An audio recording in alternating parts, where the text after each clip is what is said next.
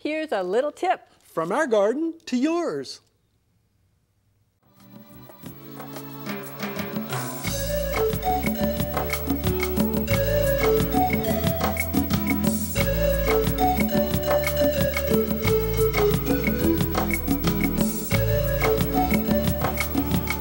Dig the hole, pop in the plant, and it's planted, right? Well, not so fast, because there's more to planting a plant than you think. And Jennifer Ramos from our Florida Yards and Neighborhoods program joins us, and you're going to guide us through the process, right? Yes, Tom. Yeah, what's so important about planting a plant? I mean, let's face it, you dig a hole, you pop the plant in, you water it, and away you go. Well, what most people don't realize is plants like to be planted in a certain specific height and in a certain way.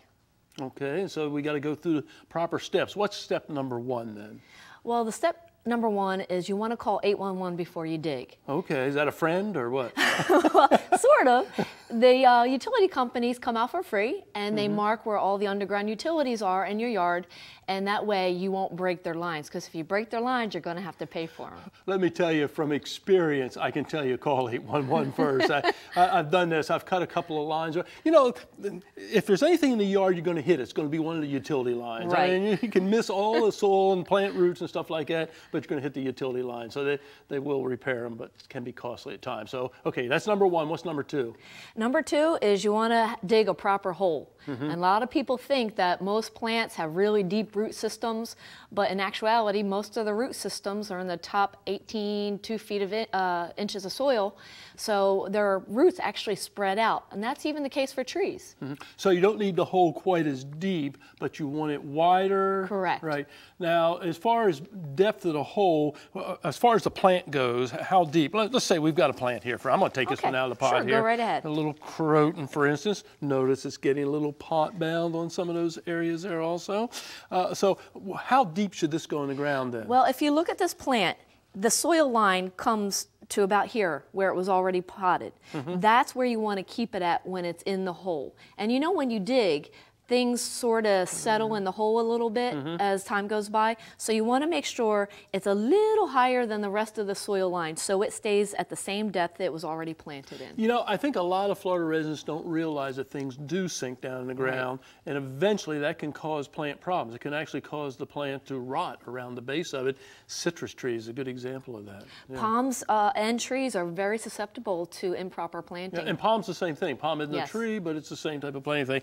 Now, when we have a plant that's a little pot bound, this one isn't too bad. It Not doesn't that look bad. Yeah, so could I just go ahead and pop this one in the ground as is? You could, but I always suggest that even for pot-bound plants, you want to actually break up that root ball a little bit. And if you have a lot of circling roots, you want to go ahead, take your shovel, and cut right through those roots. That's the newest research, isn't it, from the University of Yes. Florida? You go ahead and cut the roots through. You're a fluffer, aren't you? You like I just do. to go through and fluff the roots just a Well, little bit. when you break some Me of those too. roots up, it kind of allows the feeder roots to be created and get out there in the It landscape. makes me feel bad when I do that, however. Yeah.